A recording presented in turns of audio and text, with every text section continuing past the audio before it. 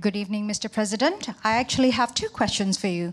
The first one is, why is it important for Timor Leste to join ASEAN? And then the second, some of the ASEAN members are still apprehensive of Timor-Leste's intention of joining the entity. So, so far, how is the preparation of joining the ASEAN in terms of policies and economy? Thank you. The reason why is simple. We are part of Southeast Asia. Every other country in Southeast Asia has joined ASEAN. So why not Timor-Leste? Of course, at one point we were already part of ASEAN when we were the 27th province of Indonesia, and Indonesia being member of ASEAN, so automatically Timor-Leste is part of ASEAN. You don't leave one province out. So, but of course, at the time we benefited from all Indonesia's qualification. So that is the main reason, being part of the region, our economic, diplomatic integration. And it matters also to ASEAN not to leave any country in Southeast Asia behind, outside. There are benefits for Timor-Leste to join ASEAN. We'll be part of an economic grouping of 700 million people, more than $4 trillion economy. And geographically, Timor-Leste is very well positioned to be the next attraction for foreign investments in every field, for pharmaceutical industries, medical industry, equipment, to fashion industry from Europe that might want to set up base here because of the millions, the tens of millions of middle class, upper class people with purchasing power, food processing companies. With President Jokowi, we talk about an industrial park along the border, East and West Timor, for Indonesian companies to set up there for export industry to Australia, to Europe. So being part of ASEAN means full economic integration, and we can only benefit from that. Yeah, I hope that answered the question, Mbak Dana Anwar. Let me add the question.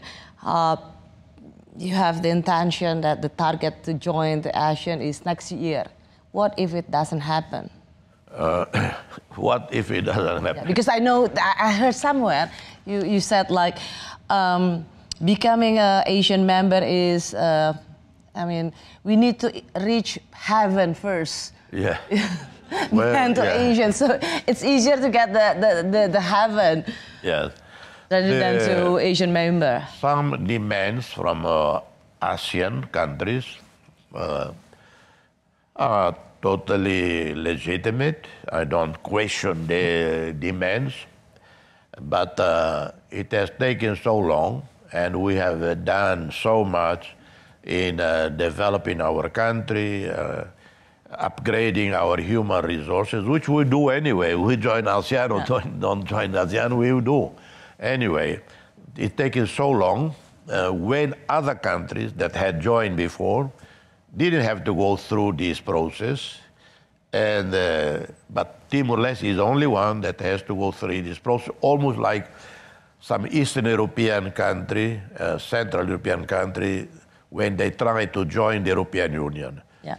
The demands on them were... I know. I mean, so, Timor-Leste has tried so, hard to join the Asian member. I mean, I said, what if it doesn't happen? There is life. There is a third heaven after ASEAN. So, so heaven, Asian, and there are other options. Obviously. Strong bilateral relations with countries with which we have already a relationship, like Indonesia and United States, European Union, we have a fabulous relationship with the European Union, with many European countries. And obviously, and then South Korea, we have fantastic relationship with South Korea, with Japan, and then there is always China. Okay. And so it's not, I don't lose any sleep over the issue of joining ASEAN in 23 or not. It's, they might have a good reason to postpone, and that's fine.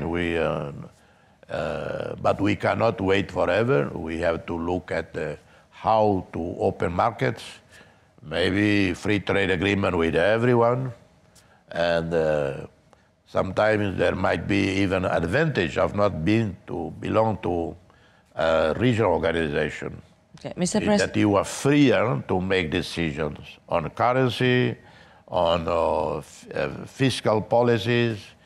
If you have a much closer integrated economy, sometimes you are not free. And the complaints in the European Union has to do with that, with a single currency, in that some countries suffer because of the high value of the euro when they have a serious economic crisis. Because you're part of a single currency, you cannot use the old tactic of devaluing your currency to increase your export. So poorer European countries like Portugal, Greece, they suffer because of that, to the advantage of other countries like Germany. So there are, it's not only a benefit, but there are risks in, but of course ASEAN is not a single currency country. I don't think anyone in ASEAN talking about having a single currency.